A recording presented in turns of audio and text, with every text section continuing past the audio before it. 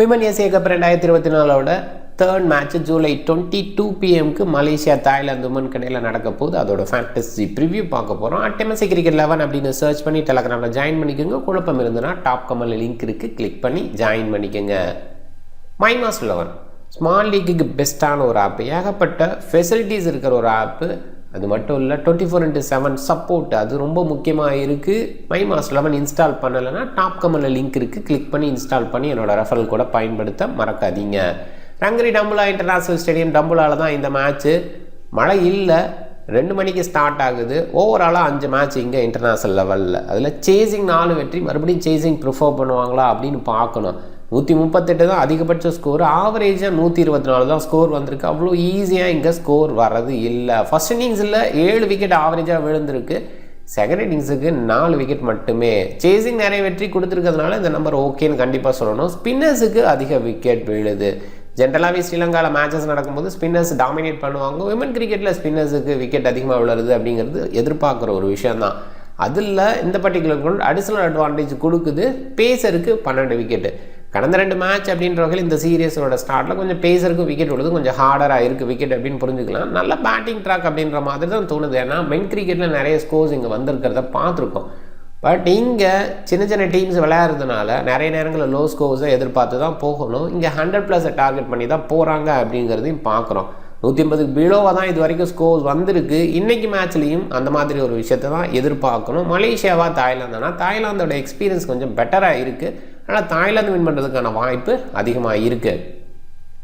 Thailand top ஆர்டரில் நட்டைய பூச்சதம் and நானப்பட் கொச்சரங்க open பண்ணுறாங்க. 2 பேருமே நல்ல ஓப்பனர், நல்ல ஸ்டார்ட் கொடுப்பாங்க. இந்த டீமுக்கு பெஸ்ட்டாகவும் இருந்திருக்காங்க. சுத்தராங் ரைட்டாக மீடியம் போவில் நல்ல ஆல்ரவுண்டர், இங்கே பெஸ்ட்டாக இருக்க முடியுமான்னு தெரியல. கண்டிப்பாக டீசென்ட் பேட்டர், அதில் டவுட்டே கிடையாது.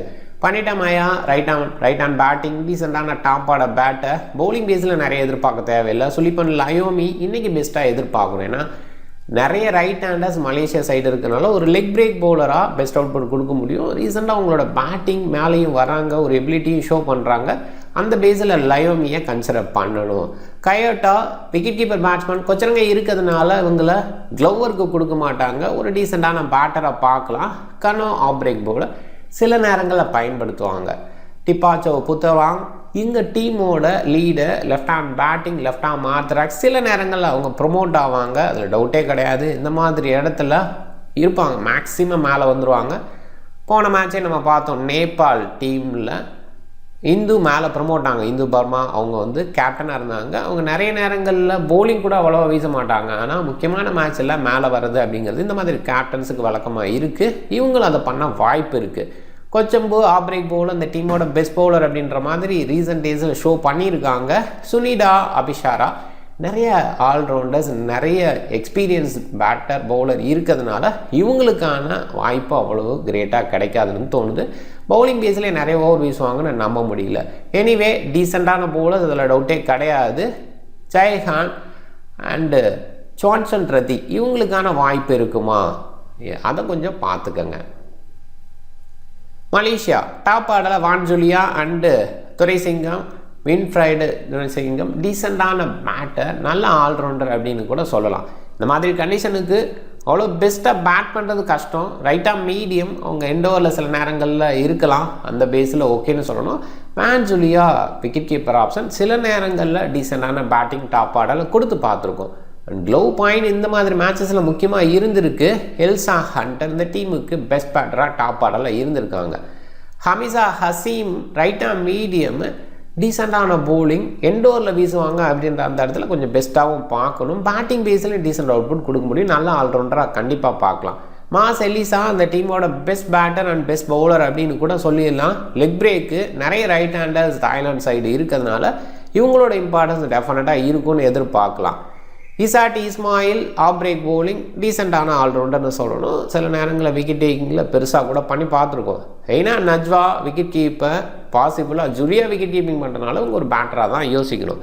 மோகன் ரைட்டாக மீடியம் நிறைய பயன்படுத்துவாங்களாங்கிறது கேள்வி தான். பேட்டிங் பேஸில் மட்டும்தான் யோசிக்கணும். அவங்களும் லேட்டாக வர்றதுனால பெஸ்ட்டாக யோசிக்க முடியாது. எலிஷா ரைட்டாக மீடியம், இவங்களும் அந்த பேஸில் தான். ஒரு சில நேரங்களில் ஓவர்ஸ் நிறையா கொடுத்துருவாங்க. நச்சியா லெஃப்ட் ஆர்ம் ஆர்த்தடாக்ஸு இவங்களோட பவுலிங் கொஞ்சம் அதிகமாக எதிர்பார்க்குறோம். எக்ஸ்பீரியன்ஸ் கொஞ்சம் இருக்குது, டெஃபினட்டாக வந்து நிறைய right handers and day match left arm orthodox எஃபெக்டிவாக இருக்கும். சோர்ஃபினா ஆஃப் பிரேக் பவுலிங் இவங்களாம் அந்தளவுக்கு பயன்படுத்துவாங்களான்னு கேள்வி தான்.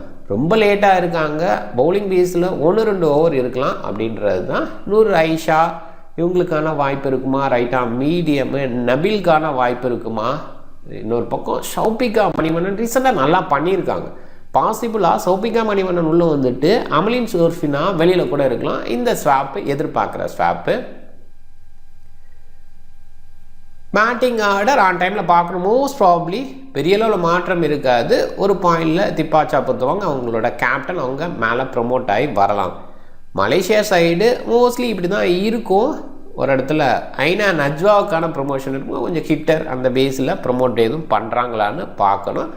மோஸ்ட் ப்ராப்ளி விக்கெட் சரியறதுக்கான வாய்ப்பு அப்படின்ற வகையில் நஜ்வா லேட்டாக வரதான் வாய்ப்பு அதிகமாக இருக்குது. பவுலிங் ஆப்ஷன்னு பார்க்கும்போது நிறைய இல்லை. இந்த சைடு ஓகேன்னு சொல்லணும். கண்டிப்பாக பாட்டமில் அபிஷாரா இவங்களுக்கெல்லாம் வாய்ப்பு குறைவாக தான் நான் பார்க்குறேன். எக்ஸ்பீரியன்ஸாக இருக்க பூச்சதம், சுத்தராங்கு, லயோமி, புத்தவம், கொச்சம்பு இவங்கெல்லாம் வந்து அதிகமான பவுலிங் வீசுவாங்க. அதை கொஞ்சம் பார்த்துக்குங்க. ஃபுல் கோட்டான்னு பார்க்கும்போது சுத்தராங்கான ஃபுல் கோட்டாக இருக்கலாம். ஒரு டே மேட்ச்னால அந்த கன்சிடரேஷனில் கொஞ்சம் குறைவு கூட இருக்கும். அதே நேரத்தில் லயோமியோட பவுலிங் நிறைய எதிர்பார்க்குறோம். இன்னொரு சைடு கம்சம்பு பவுல் பண்ணுறதுக்கான வாய்ப்பு ரொம்பவே அதிகமாக இருக்குது. ஸ்லாகில் பூச்சதம் அண்டு திப்பாச்சா புத்தவங்க அந்த கேப்டன் அப்படின்ற வகையில் லேட்டர் ஓவர் வீசுவாங்க. பூச்சதம் ரெகுலர் டெத் ஓவர் பவுலராக இருந்திருக்காங்க. பவுலிங் ஆப்ஷன் இந்த சைடு ஹெவியாக இருக்குது. அதில் ஃபுல் கோட்டான்னு பார்க்கும்போது கேப்டன் ஃபுல் கோட்டா வின்ஃப்ரெட் எடுத்துக்கலாம். எலிசா கண்டிப்பாக வீசுவாங்க. இன்னொரு பக்கம் நட்சியா மேலே ஒரு சின்ன எதிர்பார்ப்பு. நிறைய நேரங்கள் முழு ஓவர் கோட்டா கொடுக்க மாட்டாங்க. அவங்களோட எக்ஸ்பீரியன்ஸுக்கு இந்த மாதிரி பிளாட்ஃபார்மில் ஓவர்ஸ் எடுத்துப்பாங்க அப்படின்னு தான் தோணுது. அண்டு இதே இடத்துல ஹமிசா ஹசீமோட ஓவர்ஸ் நிறைய இருந்து பார்த்துருக்கோம். நிறைய நேரங்கள் அவங்களோட முழு கோட்டா இருந்திருக்கு. அவங்களோட ஓவரும் முழுமையாக இருக்க வாய்ப்பு. அவங்க டெத் ஓவரில் வீசுவாங்க வித்து எலைஷா அப்படிங்கிற எதிர்பார்ப்பு. ஜிஎல்பிக்கு பார்த்துக்கங்க. பாஞ்சுலியா விக்கெட் கீப்பர் கண்டிப்பாக அவங்களோட ஒர்க்கில் பெஸ்ட் அவுட்புட் கொடுக்க வாய்ப்பு இருக்குது. Double option top order batter அப்படின்ற இடத்துல லயோமியை குறைவாக எடுத்திருக்காங்க. கண்டிப்பாக டீசன்ட் பிக்கு, பேட்டிங் பேஸ்லேயும் ப்ரொமோட் ஆகிறாங்க. இன்றைக்கி நிறைய ஓவர் வீசுறதுக்கான வாய்ப்பு. Day match, leg break, match up பேஸில் பெஸ்ட்டாக இருந்திருக்காங்க. அண்டு சுனிடாவை சின்னதாக கன்சிடர் பண்ணுங்கள். சில நேரங்களில் இந்த மாதிரி பவுலர்ஸு விக்கெட் எடுக்க வாய்ப்பு. அண்டு நட்சியா ஏற்கனவே சொன்னேன், லெஃப்ட் ஆர்ம் ஆர்த்தடாக்ஸு டெஃபினட்டாக நல்லா அவுட்புட் கொடுக்க வாய்ப்பு இருக்குது இந்த மாதிரி மேட்சஸில். பூச்சதம், துரைசிங்கம், அதே நேரத்தில் மாசலேஷா நிறைய பேர் கேப்டனாக செலக்ட் பண்ணியிருக்க சாய்ஸாக இருக்காங்க. அடிஷ்னலாக நம்மளோட ரெக்கமெண்டுக்கு ரிஸ்க் எடுக்கணும்னு தோன்றவங்களுக்கு சுத்தராங்க டீசெண்டான சாய்ஸ். அவங்கள கூட அதிகமாக எடுத்திருக்காங்க ஓரளவுக்கு. லயோமியை பிக் பேஸ்லேயே குறைவாக எடுத்திருக்காங்க. கண்டிப்பாக அவங்க ஒரு கன்சிடரேஷன். அதே நேரத்தில் திப்பாச்சா புத்தவம் முன்னாடியெல்லாம் ஓப்பன் பண்ணி கூட பார்த்துருக்கோம். டீசெண்டான பேட்டிங் கொடுப்பாங்க. பட் பெஸ்ட் பேட்டர்னு என்னால் சொல்ல முடியல. பட் பெஸ்ட் பவுலிங் கொடுக்க முடியும் இந்த மாதிரி கண்டிஷனில். அண்ட் கேப்டன்ஸ் எல்லாம் பர்ஃபார்ம் பண்ணுறாங்க பெட்டராக. அந்த பேஸில் திப்பாச்சா புத்தவங்க எடுத்து பார்க்கலாம், ட்ரை பண்ணி பார்க்கலாம். டீம் பாருங்கள். பூச்சதம் அண்டு எலிசா இடையில captain vice captain decent all rounders top order அப்படின்ற இடத்துல அவங்கள கன்சிடர் பண்ணணும். சுத்ராங் டீசெண்டான சாய்ஸு. அடிஷ்னல் லயோமி அண்டு புத்தவங்க இவங்களை கன்சிடர் பண்ணுங்கள். கிராண்ட் லீக் சைடு யோசிக்கணும்னா கம்சம்பு விக்கெட் டேக்கிங் பவுலராக இருந்திருக்காங்க. பேட்டிங் பேஸ்லேயும் சில நேரங்களில் பண்ணியிருக்காங்க. இங்கே பேட்டிங் ஆர்டர் டவுனில் இருக்குது, அப்பில் இருக்குது அப்படின்லாம் யோசித்து ஒரு பவுலர் ஆல்ரவுண்டர் யோசிக்காதீங்க. டெஃபினட்டாக விக்கெட்ஸ் ஒரு சைடு சரியும், அதே நேரத்தில் அந்த எண்டோர் பேட்டர்ஸு விளையாடுவாங்க. ஸோ அதெல்லாமே கொஞ்சம் மைண்ட் பண்ணிக்கோங்க. ஓவராலாக இது இப்போதைக்கு டீமு ஆன் டைமில் சில மாற்றங்கள் இருக்கும். அதை பேஸ் பண்ணி நம்ம டீமை செட் பண்ணிக்கலாம். விக்கெட் கீப்பர்ஸ் கொஞ்சம் பாயிண்ட்ஸ் எடுத்து கொடுக்குறாங்க. அதனால தான் விக்கெட் கீப்பர்ஸ் 2 பேர்த்தையுமே எடுத்துருக்கேன். அண்ட் டாப் ஆர்டர்லேயே 2 பேர் வர்றதுனால அதையுமே கொஞ்சம் கன்சிடர் பண்ணுங்கள். நீங்கள் டிஃப்ரெண்ட் டீமை ட்ரை பண்ணுங்கள். இந்த வீடியோ பிடிச்சிருந்தா லைக் பண்ணுங்கள், உங்கள் ஃப்ரெண்ட்ஸுங்களுக்கு ஷேர் பண்ணுங்கள். சேனலை சப்ஸ்கிரைப் பண்ண மறக்காதீங்க. மிக்க நன்றி.